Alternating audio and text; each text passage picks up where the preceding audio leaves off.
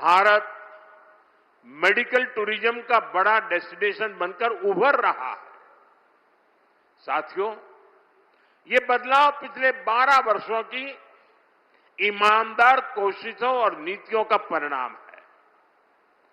12 साल पहले हमने संकल्प लिया था, हमारे देश के लोग स्वास्थ्य सेवाओं के अभाव में नहीं जिएंगे।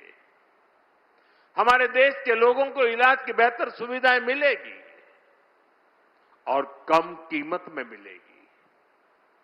पिछले 12 वर्षों की देश की सफलता इसी संकल्प का परिणाम है। बीते वर्षों में भारत ने अपने हेल्थ केयर इंफ्रास्ट्रक्चर का तेजी से विस्तार किया है। 2014 के बाद देश में 15 नए एम्स को मंजूरी दी गई है। आज देश के अलग अलग हिस्सों में नए एम्स काम कर रहे हैं।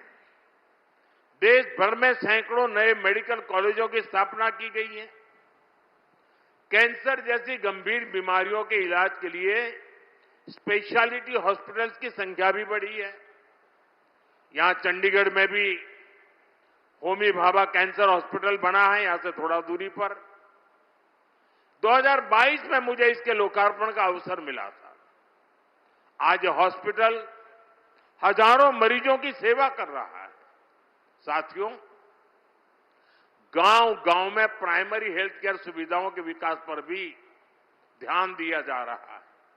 हर स्तर पर हेल्थ सिस्टम मजबूत हो, इसके लिए Ayushman Bharat health infrastructure mission शुरू किया गया है। इसके तहत देश भर में critical care blocks, integrated public health labs और पब्लिक हेल्थ यूनिट जैसी सुविधाओं का नेटवर्क तैयार हुआ है।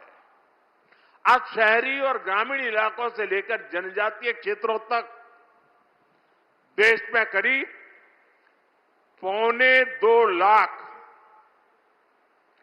आयुष्मान आरोग्य मंदिर भी काम कर रहे हैं। आरोग्य मंदिरों में प्राइमरी इलाज की सुविधाएं तो है ही, साथ ही 12 अलग अलग हेल्थ पैकेज सर्विस भी यहां मिल रही है। इनमें करोड़ों लोगों की ब्लड प्रेशर और डायबिटीज जैसी बीमारियों की स्क्रीनिंग हुई है। साथियों, हमारी सरकार तकनीक के जरिए भी इलाज को सुगम बना रही है। हमने ई संजीवनी मिशन के जरिए टेलीमेडिसिन की सुविधा शुरू की। इसके तहत आज देश में 48 करोड़ से ज्यादा टेलीमेडिसिन कंसल्टेशन हो चुके हैं। दूर सुदूर इलाकों से भी लोग बड़े अस्पतालों से डॉक्टर से परामर्श कर रहे हैं। साथियों, स्वास्थ्य सेवाओं के इस विस्तार की वजह से आज देश में 90% से अधिक इंस्टीट्यूशनल डिलीवरी हो रही है। हमारे यहां माता मृत्यु दर में 86% की कमी आई है और शिशु मृत्यु दर में भी बड़ी गिरावट आई है। साथियों, बीमारी के इलाज के साथ ही आज उतना ही फोकस प्रिवेंटिव हेल्थ केयर पर भी है। पोषण अभियान, mission Indradhanush, yoga, HPV vaccination, you win platform, ऐसे कई अहम प्रयासों के कारण करोड़ों लोगों का जीवन सुरक्षित हो रहा है। साथियों, हमने देश को टीबी मुक्त बनाने का संकल्प भी लिया है।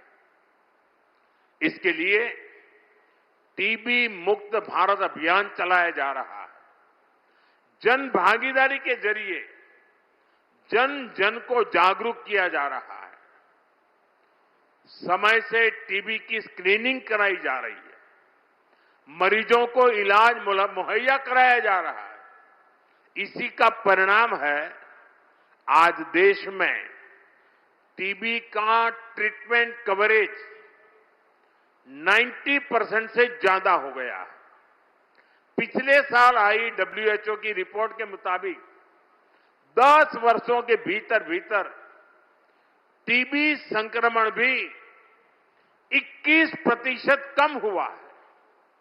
इन प्रयासों का सबसे बड़ा लाभ देश के गरीब को हो रहा है। इसका लाभ हमारे मिडिल क्लास को हो रहा है और ज्यादा लाभ हमारी माताओं बहनों को हो रहा है, क्योंकि माताएं बहनें परिवार के काम को प्राथमिकता देती हैं। बीमारी को सहन करना ये माताओं बहनों ने जैसे अपना एक संस्कार बना दिया है, लेकिन ये प्रोएक्टिव प्रयासों के कारण माताओं बहनों का स्क्रीनिंग हुआ, उनकी देखभाल की गई और आज टीबी मुक्त होने में हमारी माताओं बहनों की संख्या भी बड़ी नोंधपात्र है। भारत में हेल्थ सर्विसेज अब प्रिविलेज नहीं, आज हेल्थ सर्विसेज देश के सामान्य नागरिक का अधिकार बन रही है। साथियों, हेल्थ सेक्टर पर सरकार के फोकस का बहुत बड़ा लाभ भारत के युवाओं को भी हुआ है। हमारे युवा डॉक्टर इस बात से परिचित होंगे, पहले डॉक्टर बनने का सपना कितना मुश्किल होता था। युवाओं को डॉक्टर बनने के पर्याप्त मौके ही नहीं मिलते थे, क्योंकि मेडिकल सीटों और मेडिकल कॉलेजों की संख्या बेहद कम थी। हमने इस परिस्थिति को भी बदला है। आज देश में मेडिकल कॉलेजों की संख्या लगभग दोगुनी हुई है। एमबीबीएस और पोस्ट ग्रेजुएट सीटों में रिकॉर्ड बढ़ोतरी हुई है और अब तो चंडीगढ़ पीजीआई में भी एमबीबीएस कॉलेज को मंजूरी दे दी गई है। जल्द ही यहां भी एडमिशन शुरू हो जाएंगे। इससे देश के कितने प्रतिभाशाली युवाओं को ऐसे टॉप इंस्टीट्यूट में पढ़ने का मौका मिलेगा। देश को बड़ी संख्या में बेस्ट डॉक्टर्स मिलेंगे। साथियों, चंडीगढ़ एक ऐसा शहर है जहां एजुकेशन, इंजीनियरिंग, मेडिकल साइंस और रिसर्च से जुड़े बड़े संस्थान एक साथ मौजूद है। बहुत कम शहरों के पास ऐसा सामर्थ्य होता है। आने वाले समय में यही संस्थान नई टेक्नोलॉजी, हेल्थ केयर, स्टार्टअप्स और इनोवेशन के बड़े केंद्र बन सकते हैं। आज एजुकेशन से जुड़ी कई महत्वपूर्ण परियोजनाएं भी इस यात्रा को नई गति दे रही है। पंजाब इंजीनियरिंग कॉलेज में Kurukshetra boys hostel and mess का उद्घाटन हुआ है। सेक्टर 46 के गवर्नमेंट कॉलेज के लिए नया हॉस्टल भी तैयार हुआ है। रिसर्च स्कॉलर्स हॉस्टल की नींव भी रखी गई है। हमारा प्रयास है कि हमारे युवाओं को रिसर्च के लिए बेहतर लैब्स, बेहतर फैकल्टी मिले। जब रिसर्च का माहौल मजबूत होगा तब इनोवेशन भी तेज होगा। Artificial intelligence, semiconductor, advance manufacturing और डीप टेक, ऐसी सभी टेक्नोलॉजी में हमें भारत को आगे लेकर जाना है। मुझे पूरा विश्वास है कि चंडीगढ़ के एजुकेशन इंस्टीट्यूट्स, यहां के शिक्षक और यहां के युवा इस दिशा में महत्वपूर्ण भूमिका निभाएंगे। साथियों, इंफ्रास्ट्रक्चर का विकास किसी भी देश की आर्थिक प्रगति का रोडमैप होता है। इसलिए पहली बार देश में इंफ्रास्ट्रक्चर को होलिस्टिक अप्रोच के साथ विकसित किया जा रहा है। आज चंडीगढ़ में कनेक्टिविटी को लेकर भी कई शुभारंभ हुए हैं। आईटी सिटी से कुराली तक 6 लेन वाले ग्रीनफील्ड हाईवे का उद्घाटन हुआ है। इससे एयरपोर्ट रोड पर दबाव कम होगा। मोहाली और खरड़ के लोगों को जाम से राहत मिलेगी। अंबाला चंडीगढ़ ग्रीनफील्ड हाईवे से PR7 स्पेस पर इसकी आधारशिला भी रखी गई है। ऐसे सभी विकास कार्यों से उद्योग और कारोबार को गति मिलेगी। हमारे चंडीगढ़ में ईज ऑफ लिविंग और बेहतर होगी। साथियों, रीजनल कनेक्टिविटी पर फोकस बढ़ाते हुए आज जालंधर में रेलवे से जुड़े प्रोजेक्ट का भी लोकार्पण होने वाला है। इसका लाभ पंजाब के साथ साथ इस पूरे क्षेत्र को होगा। साथ ही आज ही हरियाणा के जिंद से सोनीपत के लिए देश की पहली हाइड्रोजन ट्रेन भी शुरू हुई है। क्लीन फ्यूल पर चलने वाली ये ट्रेन एक बहुत बड़ी शुरुआत है। मैं इसके लिए भी आप सभी को और देशवासियों को बधाई देता हूं।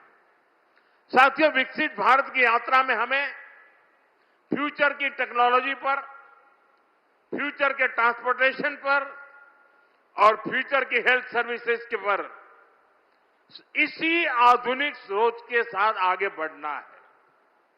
हमें ऐसे फैसले लेने हैं जिनका लाभ वर्तमान पीढ़ी को तो मिले ही मिले, आने वाली पीढ़ियों को भी मिलता रहे।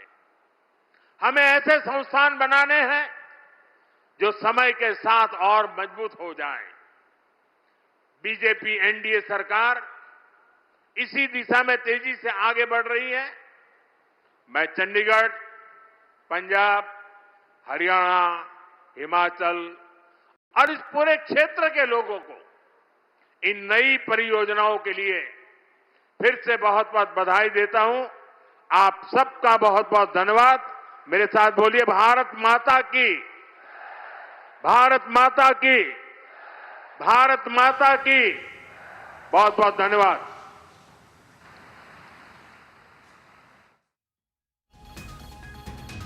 से आप सुन रहे थे प्रधानमंत्री मोदी को, और संबोधन के दौरान कई बड़ी बातों का जिक्र पीएम करते नजर आए।